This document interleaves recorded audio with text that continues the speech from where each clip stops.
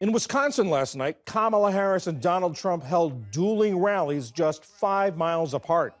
The state's one of this fall's critical battlegrounds.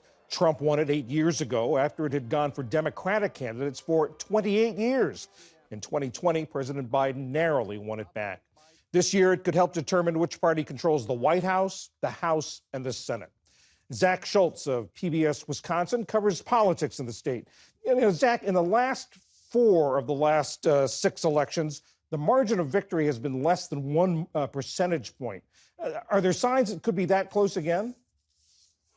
Absolutely. All the signs point to that close of an election this time around once again. Frankly, unless Barack Obama is on the ticket, Wisconsin is going to be a very close election. Barack Obama's been in the state campaigning for Kamala Harris, but all of the polls show just within the margin of error consistently for quite a while now. And when you go out in the field and you talk to people, they are evenly split. And in communities across the state, people are really getting down to that nitty gritty of like, which candidate do I support? Am I still a Republican? Do I support the Democrats? Where do I fall in this? And they are getting inundated with ads and mailers and flyers and calls all the way up until Tuesday. Given all that, what's each candidate's path to victory? Where do they have to do well in order to win? Well, the interesting thing about Wisconsin is when you're talking about a margin of 20,000 or 23,000 votes, which was in 2020 out of 3.3 million, every place matters. There's not a single place that you can leave unturned at this point. And which is why, I think J.D. Vance is in La Crosse in western Wisconsin today. You saw Trump and Harris in the Milwaukee area yet again. This week, Trump was in Green Bay with former Packer Hall of Famer Brett Favre stumping for him. They have been everywhere across the state. So you can obviously, most of the population is in southeast Wisconsin. So that really can swing it depending on some of these turnout margins. But Trump has always done well in northern and western Wisconsin and the more whiter rural areas. So they are looking everywhere. Zach, I want to play some sound from you from 4 Wisconsin early voters. The first 2 people we hear from are voted for Trump, and the second 2 voted for Harris. I didn't vote for him to be the pastor of my church. I voted for him to be the president of this country. This country needs to be run like a business, and he's a businessman. I love his policies on lowering taxes, taking care of our military, that's first of all, taking care of the border. Women's health is pretty much a big reason why I'm voting for her. She's got a good head on her shoulders.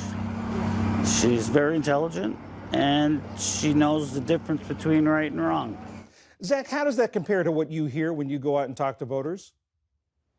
Well, the number one thing that I've heard is the economy, it's inflation, it's the cost of things being everything from eggs and bread and gas all the way up to the cost of a house or childcare. And depending on whether you're a Democrat or Republican will depend on which one of those costs you emphasize. Republicans are obviously talking about regular inflationary prices, while as Democrats, when they talk about the economy, are talking about childcare and how the government needs to step in and help subsidize some of that so things are more affordable or people can afford to buy their first homes, is one of Harris's key campaign promises. So those are definitely there. Democrats are campaigning on abortion. That's still one of their number one issues.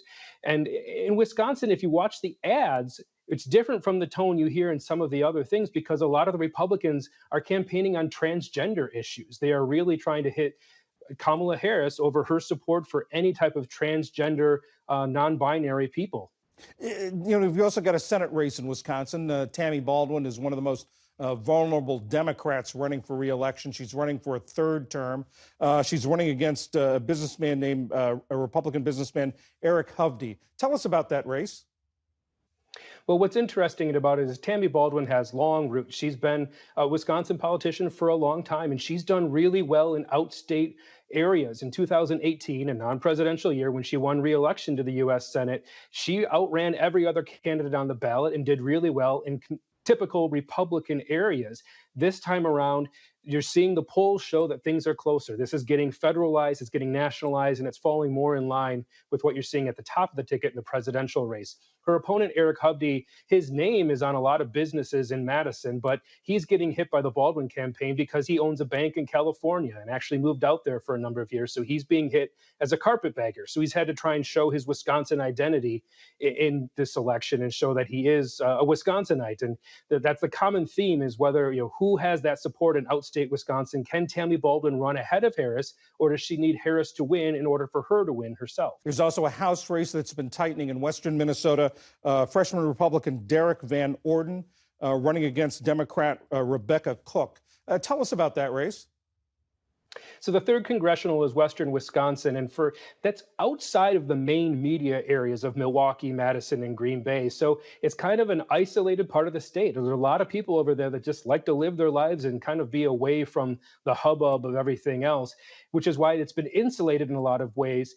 And Derek Van Orden ran and lost in 2020, and then the incumbent retired. So he won in 22 in a very close race, closer than what people thought. Since then, he's had a few run-ins in terms of yelling at interns at the Capitol and having a run-in with protesters at the RNC in Milwaukee this summer. And Democrats think that he's vulnerable, but there's also that sense of maybe that plays better in a western Wisconsin, more rural, white working class environment. Rebecca Cook is really largely unknown except to Democrats. So the question is, this is about Derek Van Orden in that race, but it could be the difference maker when you come to the national control of the House. Zach Schultz of PBS Wisconsin, thank you very much. Thank you.